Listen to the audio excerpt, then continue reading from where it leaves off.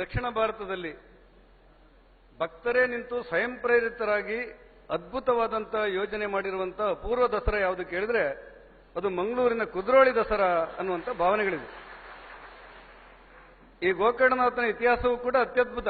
ನಿಮಗೆ ಗೊತ್ತಿಲ್ಲ ಅಂತ ಹೇಳಿದ್ದಲ್ಲ, 3 ನಿಮಿಷದೊಳಗೆ ಅದನ್ನು ಮಾತಾಡಿ ಮುಗಿಸ್ಬಿಡ್ತೇನೆ. ಶತಮಾನಗಳ ಹಿಂದೆ ಈ ಅಸ್ಪೃಶ್ಯರು, ದಲಿತರು, ನೊಂದವರು, ಧ್ವನಿ ಇಲ್ಲದೆ ಇದ್ದವರು, ಹಿಂದುಳಿದ ವರ್ಗದವರು ಇವರೆಲ್ಲ ಇದ್ದಾರಲ್ಲ, ದೇವರನ್ನ ಎದುರು ನೋಡುವ ಕಾಲಘಟ್ಟದಲ್ಲೂ ಆತಂಕ ಇರುವ ದಿನಗಳಲ್ಲಿ ನಾರಾಯಣ ಗುರುಗಳು ಬಂದು ಇಲ್ಲಿ ಗೋಕರ್ಣನಾಥನ ಸ್ಥಾಪನೆ ಮಾಡಿದ್ರಂತೆ. ಆ ಸಂದರ್ಭದಲ್ಲಿ ಒಂದು ಧ್ವನಿ ಎದ್ದು ಬಿಡ್ತು ಸಮಾಜದಲ್ಲಿ. ಏನಿದು ವಿಚಿತ್ರ, ಶೂದ್ರ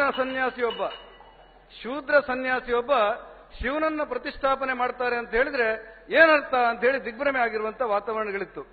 ಆ ಸವಾಲುಗಳನ್ನು ಎದುರಿಸಲಿಕ್ಕೆ ಬೇರೆ ಯಾರಿಗೂ ಸಾಧ್ಯ ಇರಲಿಲ್ಲ. ಆದರೆ ನಾರಾಯಣ ಗುರುಗಳು ಹೇಳಿದ್ರಂತೆ, ಹೌದು, ನಾನು ಶೂದ್ರ ಸನ್ಯಾಸಿ, ನಾನು ನೆಟ್ಟಿರುವಂತಹ ಶೂದ್ರ ಕೂಡ ಶೂದ್ರ ಶಿವ. ಆ ಕಾರಣಕ್ಕೆ ಯಾರ್ಯಾರು ಶೂದ್ರ ಶಿವನನ್ನ ಪೂಜೆ ಮಾಡ್ತೀರೋ ಎಲ್ಲಾ ಶೂದ್ರರಿಗೂ ಮುಕ್ತವಾದ ಅವಕಾಶ ಮಾಡಿಕೊಟ್ಟಿದ್ದೇನೆ ಅಂತ ಹೇಳಿ, ಅದರ ಪರಿಣಾಮವಾಗಿ ಆ ದಮನಿತ್ರ ಧ್ವನಿ ಇದೆಯಲ್ಲ, ನಮ್ಮ ಶಿವ ನಮ್ಮ ಶಿವ ನಮ್ಮ ಶಿವ ಅನ್ನುವಂಥ ಭಾವನೆಗಳಿದೆಯಲ್ಲ, ಅದು ವ್ಯಾಪಕವಾಗಿ ಪ್ರಚಾರ ಗಿಟ್ಟಿಸಿತು. ಮಾತ್ರ ಅಲ್ಲ, ಆ ಧ್ವನಿ ಇಲ್ಲದಿದ್ದವರ ಧ್ವನಿಗೆ ಈ ದೇವಾಲಯ ಒಂದು ಕಾರಣೀಭೂತವಾಯಿತು ಅನ್ನೋದು ಇತಿಹಾಸದಲ್ಲಿ ಸೇರಿ ಹೋಗಿದೆ. ನಾನೊಂದು ಮಾತನ್ನ ನಿಮಗೆ ನೆನಪಿಸಬೇಕು. ಮಹಾತ್ಮ ಗಾಂಧೀಜಿಯವರು ನಾರಾಯಣ ಗುರುಗಳ ಆಶ್ರಮಕ್ಕೆ ಬಂದ್ರಂತೆ.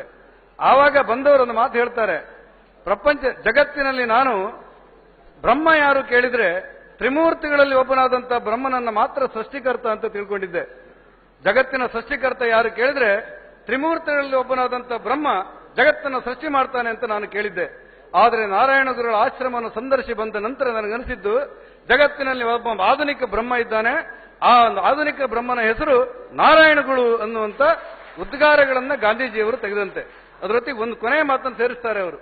ಆ ಬ್ರಹ್ಮ ತ್ರಿಮೂರ್ತಿಗಳಲ್ಲಿ ಒಬ್ಬ ಸೃಷ್ಟಿ ಮಾಡಿರುವಂತಹ ಬ್ರಹ್ಮ ಜಗತ್ತು ಸೃಷ್ಟಿ ಮಾಡಿದ್ನಲ್ಲ, ಆ ಬ್ರಹ್ಮನ ಜಗತ್ತಿನ ಸೃಷ್ಟಿಯಲ್ಲಿ ಮೇಲು ಕೀಳು ಜಾತಿ ಧರ್ಮ ವರ್ಗ ಧರ್ಮಗಳೆಲ್ಲ ಇದೆ.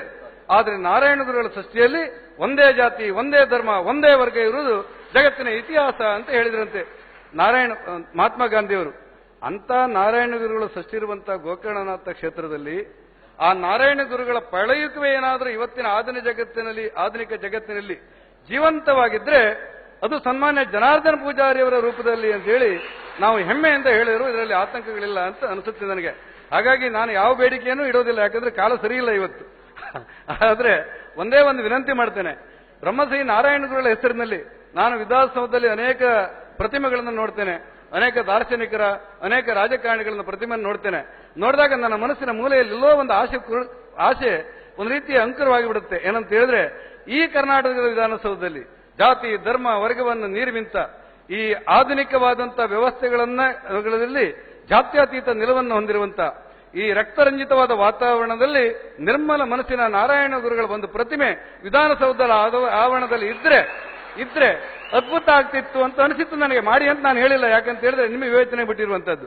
ಮತ್ತೆ ದಲಿತರು, ಧ್ವನಿ ಇಲ್ಲದಿದ್ದವರು, ಹಿಂದುಳಿದ ವರ್ಗ, ಪರಿಶಿಷ್ಟ ಜಾತಿ, ಪರಿಶಿಷ್ಟ ಪಂಗಡ, ಅಸ್ಪೃಶ್ಯರ ಎಲ್ಲರ ಭಾವನೆಗಳಿದೆಯಲ್ಲ, ಅವುಗಳನ್ನೆಲ್ಲ ಒಟ್ಟು ಸೇರಿಸಿ ಸರ್ಕಾರದ ವತಿಯಲ್ಲಿ ನಾರಾಯಣ ಗುರುಗಳ ನಿಗಮ ಅಂದ್ರೆ ಸಣ್ಣದಾಗಬಹುದು, ಆದರೆ ನಾರಾಯಣ ಗುರುಗಳ ಹೆಸರಿನಲ್ಲಿ ಎಲ್ಲ ಧ್ವನಿ ಇಲ್ಲದವರಿಗೆ ಬೇಕಾದಂತ ಅವಕಾಶಗಳನ್ನು ಕೊಡಲಿಕ್ಕೆ ಒಂದು ಯೋಜನೆಯನ್ನು ರೂಪಿಸಬೇಕು ಅನ್ನುವಂಥ ವಿನಂತಿಯನ್ನ ತಮ್ಮ ಮೂಲಕ ಮಾಡ್ತಾ, ನಮ್ಮೆಲ್ಲರ ಹಿರಿಯರಾಗಿರುವಂತಹ ಪೂಜ್ಯರಾದ ಜನಾರ್ದನ ಪೂಜಾರಿಯವರು ನಮಗೆ ಇನ್ನಷ್ಟು ವರ್ಷಗಳ ಕಾಲ ಮಾರ್ಗದರ್ಶನ ಕೊಡಲಿ ಅನ್ನುವಂಥ ಹಾರೈಕೆಗಳೊಂದಿಗೆ ನಾನು ಏನೂ ಸಮಸ್ಯೆಗಳು ಹೇಳೋದಿಲ್ಲ. ಯಾಕಂತ ಹೇಳಿದ್ರೆ ಕರಾವಳಿ ಜಿಲ್ಲೆಯನ್ನು ಬಾಧಿಸುವಂತ ಬಡವರ ಮನೆ ಕಟ್ಟಲಿಕ್ಕೆ ಮರಳಿದೆಯಲ್ಲ, 13 ಜನ ಶಾಸಕರು ಮತ್ತು 4 ಜನ MLCಗಳನ್ನೆಲ್ಲ ಕುಳಿಸಿ 4 ಜನ ಮಂತ್ರಿಗಳ ಜೊತೆಯಲ್ಲಿ ನೀವು ಸರ್ಕಾರಕ್ಕೆ ನಿರ್ದೇಶನ ಕೊಟ್ಟಿದ್ದೀರಿ. ಕರಾವಳಿ 2 ಜಿಲ್ಲೆಗಳಲ್ಲಿ ಈ ಅಕ್ಟೋಬರ್ 16ನೇ ತಾರೀಕಿಗೆ ಮರಳನ್ನ ಬಡವರಿಗೆ ಮನೆ ಕಟ್ಟಲಿಕ್ಕೆ ಕೊಡಬೇಕು ಅಂತ ಆದೇಶ ಕೊಟ್ಟಿದ್ದೀರಿ. ಅದು ಏನಾಗಿದೆ ಅಂತ ನಾನು ಕೇಳೋದಿಲ್ಲ, ಯಾಕಂದ್ರೆ 12 ದಿವಸ ಇರುವುದರಿಂದ ಕಾದರೆ ಅದು ಏನಾಗಿದೆ ಅಂತ ಕೇಳೋದಿಲ್ಲ.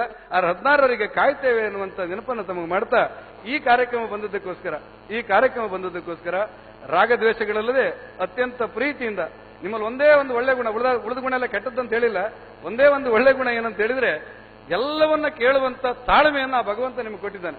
ಅದೇನು ಸಣ್ಣ ಗುಣ ಏನಲ್ಲ. ಅದರರ್ಥ ನಿಮ್ಮ ಜೊತೆಯಲ್ಲಿ ಜಗಳ ಆಡುವುದಿಲ್ಲ ಅಂತ ಹೇಳಿಲ್ಲ. ಪ್ರಜಾಪ್ರಭುತ್ವದಲ್ಲಿ ವಿರೋಧ ಪಕ್ಷದಲ್ಲಿರುವಂತ ನಾವು ಆಡಳಿತದವರನ್ನ ಟೀಕಿಸಬೇಕು, ತಿದ್ದಬೇಕು, ತೀಡಬೇಕು, ಅದೆಲ್ಲ ಇದೆಯಲ್ಲ, ಅದನ್ನೆಲ್ಲ ನಿಷ್ಠೆಯನ್ನ ಮಾಡ್ತೇವೆ ಅನ್ನುವಂತ ಮಾತು ಹೇಳಿ ಈ ಕಾರ್ಯಕ್ರಮಕ್ಕೆ ಬಂದದಕ್ಕೋಸ್ಕರ ನಿಮ್ಗೆ ಅಭಿನಂದನೆ ಹೇಳ್ತೇನೆ. ನಮಸ್ಕಾರ, ಧನ್ಯವಾದ.